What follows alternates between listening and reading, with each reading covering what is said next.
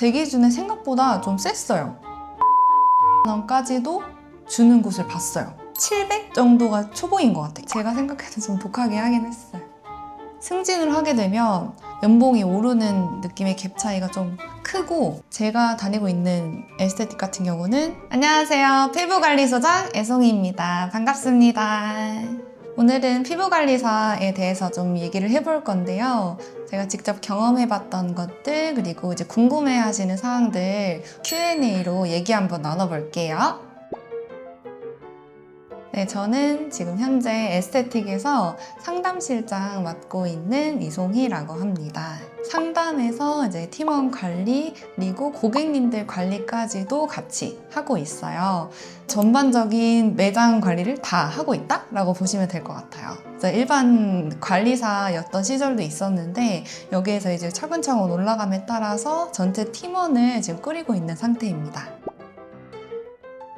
피부관리사가 이제 왜 됐냐면, 저는 나이가 들어서까지도 일을 하고 싶었어요. 그냥 좀 뭐 40대, 50대, 60대 이렇게 돼도 내 일을 할 수 있는 그런 일을 하고 싶다라고 생각을 해서 사실 이것저것 많이 다녀봤었는데, 손으로 하는 게 좀 잘 맞을 것 같다는 생각이 들어서 자격증을 취득을 하게 됐고, 그래서 지금 현재 일을 하고 있거든요. 전 피부관리사 되기 전에 CJ 올리브 네트워크스라고 해서 올리브영에서 근무를 했고요. 4년 동안 근무를 하면서 이제 매장직으로 로테이션 하면서 발령도 나고 그렇게 일을 했었어요. 근데 뭔가 좀 20대 초중반에는 괜찮을 것 같은데, 그 이후까지도 여기서 일을 할 수 있을까라는 생각이 되게 많이 들었었거든요. 뭔가 체력적으로 나중엔 안 될 것 같다라는 생각이 들어서 웹디자인을 공부를 했어요. 6개월 동안 학원도 막 잘 다니고 포트폴리오도 만들고, 그래서 진짜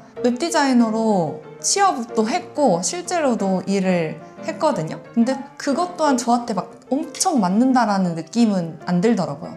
그러면 차라리 코딩을 하는 퍼블리셔도 배웠거든요. 또 이것도 퍼블리셔로만 끝날 수가 없고 이제 개발적으로 올라가야 되거든요. 근데 개발자를 하기에는 너무 천재들이 많은 게 느껴졌어요. 그래서 이것도 내 길이 아닌 것 같은데 해서 진짜 또 바꾼 게 이제 피부관리사. 이거는 내가 조금 잘할 수 있겠다라는 확신이 좀 들어서 시작을 했던 건데, 그리고 고객님들이랑 이렇게 티키타카 하는 것도 너무 재밌고, 이게 나중에 나이 들어서도 언제든 경력 단절이 있어도 또 삽을 낼 수가 있는 그런 메리트가 있으니까 그거를 생각하고 시작을 했던 건데, 이제 운이 좋게도 저는 지금 현재 입사해 있는 회사랑 좀 잘 맞는 것 같아요. 직접 관리도 가끔씩 하고 고객님들이랑 대화도 하고 또 매출도 끌어내고 이렇게 하다 보니까 예전에 일했던 직종들이 하나의 장점이 돼서 좀 응집이 된 것 같아요. 그래서 지금은 아주 만족스럽게 일을 하고 있습니다. 그게 대학교 때 버거킹 알바하면서 점장님이 여성분이셨는데 진짜 많은 직원을 꾸리고 가는데 되게 너무 멋있어 보이는 거예요. 그래서 그걸 꿈꾸고 일을 여기저기 해봤던 케이스인데, 아는 사람들이랑 한번 창업을 해보자. 그래서 하던 일 그만두고 창업을 했는데 되게 부족한 게 많이 느껴져서 이대로는 좀 안 될 것 같다는 생각을 되게 많이 했어요. 그래서 창업을 이제 접고 취업을 다시 한 케이스거든요. 근데 오히려 이렇게 배우는 단계를 가지면서 찬찬히 나가다 보니까 조금 더 탄탄해진 느낌이 들고, 제가 지금 선택한 회사 같은 경우는 제 스스로 능력을 올리고 크게 되면은 하나의 이제 원장이 될 수 있는 그런 샵을 선택을 했기 때문에 아주 만족스럽게 다니고 있습니다. 능력이 부족하다 느꼈던 게 너무 많아가지고 일단 첫 번째로는 마케팅력? 내 가게를 홍보하는 게 어렵더라고요. 고객님들이 와야 되는 샵으로 만들어야 되는데 손님이 없던 적도 있었어요. 네, 하루 종일 없어가지고 청소하고 준비하고 막 이렇게 하다가 퇴근한 적도 있고, 이게 또 한 명 한 명 모으는 게 되게 힘들더라고요. 네, 내가 아직 고객님을 불러드릴 만큼 매력적인 그런 샵이라든지 내 자신이 준비가 안 된 것 같아서 일단 나를 먼저 만들어야겠다는 생각이 들었고, 그리고 두 번째는 처음에 압출에 자신이 없어서 압출을 아예 안 했어요. 트러블 피부는 못 받는 거죠. 문제성 피부를 아예 못 했어요. 네, 받지도 않았고. 뭐 압출이라든지 뭐 손기술 테크닉이라든지 기기 운용 능력이라든지 이런 부분들도 좀 부족하다고 많이 느꼈었고, 개인샵을 바로 딱 차렸을 때 단점이 누구한테 서로 상호로 해볼 수가 없다는 거? 그게 좀 그랬죠. 그리고 운영을 하면서 화가 많아지는 거예요. 너무 혼자 해야 될 게 많다 보니까 혼자 화가 많아가지고 집에서 막 꿍시렁꿍시렁 했던 것 같아요. 친구들도 안 만나고 싶고, 그러니까 만나면 재밌어야 되는데 근심 걱정으로 계속 이러고 있으니까 민폐인 것 같고, 그 시간 동안 누구도 잘 안 만나고 그냥 혼자 화 많고, 근데 어디다 화는 또 못 내고, 근데 그런 상황이 이게 반복되고 있는 저를 보면서 이럴 바에는 그냥 접자, 그렇게 생각을 했던 것 같아요. 감정 컨트롤을 하는 것도 다시 배우고 있는 상황이에요. 더 친절하게 응대 같은 것들도 좋고 CS적인 부분들도 많이 늘었어요. 총합적으로 봤을 때 일단 경험이 진짜 중요한 것 같고, 지금 능력치 많이 향상 중입니다. 마케팅력 같은 부분들도 많이 개선이 됐어요. 혼자 인스타그램으로 따라도 해보고 게시글도 올려보고 이렇게 했는데, 직접적으로 연락이 와서 거기에서 이제 매출이 난 부분들도 있고, 여기서 일을 해보고 싶다 이렇게 오신 분도 있어서 나도 연락 받을 수 있는 사람이네? 약간 이런 생각이 들었었거든요. 예전에는 내가 가서 두드렸다면 지금은 조금씩 오고 있어요, 반응이. 기술력 같은 부분들도 저는 바디가 조금 약했어요. 교육도 받고 교육을 서로서로 해주고 그렇게 지내다 보니까 뭐 압출은 당연하게 잘하게 됐고요. 바디 같은 부분들도 이제 만족도를 올려줄 수 있게끔 많이 기술력이 늘었어요. 그런 식으로 손기술이나 관리사로서의 능력치 부분들이 많이 올라갔던 것 같아요. 혼자 일하다가 다시 구성원들이랑 동료들이랑 일을 하게 되면서 오히려 좀 생기발랄해지는 느낌? 정기적인 교육도 받고 하다 보니까 서로서로 배려를 진짜 많이 해줘요. 그리고 제가 제일 좋았던 건, 급하게 창업을 했던 것도 제가 원하는 여성상이 되고 싶고 원했던 게 있으니까 리더 역할을 해보고 싶어서 했던 것 같은데, 오히려 이 회사에 다니면서 리더 같은 역량이 많이 늘었어요. 그래서 지금 현재 팀을 따로 구성을 하고 있고, 저희 직원분들, 선생님들이랑도 지금 잘 지내고 있는 상태입니다. 그래서 너무 재밌어요. 저랑 같이 일했던 분들이 뭐 실장이 되고 실장 준비를 하고 있고, 이런 쌤들을 보면은 괜히 엄청 뿌듯한 거 있죠. 그래서 더 잘 됐으면 좋겠고, 물론 저도 더 잘 돼야 되고, 그런 게 더 있는 것 같습니다. 좀 옛날보다는 성숙한 사람이 되어가고 있는 것 같아요. 일단 제가 일하는 회사 같은 경우에는 부정적인 이야기 자체를 안 할 수 있게끔, 안 하도록 그렇게 권장하는 회사다 보니까, 예전에는 툭 하면 부정적으로 생각했던 부분들도 다시 한번 긍정적으로 생각하려고 하는 습관이 생겼어요. 예전 같았으면은 뭐 매출이 안 나오거나 구성원들 간에 사소한 부딪힘? 이런 게 있었을 때 좀 화가 먼저 났었다면, 지금 현재는 화가 나기보다는 긍정적으로 해결할 수 있는 그런 여유가 생겼어요. 럭키비키? 원형적 사고처럼 힘들어도 힘들다는 얘기 밖으로 하지 않는 거, 짜증나고 싫은 상황이 와도 한 번씩 다시 생각을 해서 원형적 사고, 럭키비키 사고로 다시 돌려서 말할 수 있게끔 구성원들이 그렇게 서로서로 하다 보니까 분위기도 너무 좋고 다 잘 지내고 있는 것 같습니다. 직원들 간에 뿐만 아니더라도 좀 컴플레인을 많이 거는 고객님이 있으면 뭔가 막 다 포기해버리고 싶었고, 어떻게 저런 사람이 나한테 왔지? 라는 생각으로 배제시키고 싶고 약간 그런 게 되게 컸었는데, 당연히 내가 돈 받아가면서 관리해주는 입장이니까 한 번 더 긍정적으로 생각을 하게 되고, 말이 더 예쁘게 나오고 하다 보니 고객님도 다시 예쁘게 나오고, 오해가 있었던 부분들도 금방 해결이 많이 되는 것 같아요. 저는 피부관리사 자격증을 집에서 떴어요. 인강으로 듣는 게 있더라고요. 저는 직장 생활을 하면서 자격증을 땄기 때문에 따로 학원을 또 가거나 이런 게 좀 부담이 되더라고요. 그냥 차라리 퇴근하고 와가지고 집에서 하고 주말에 하고 이랬던 것 같아요.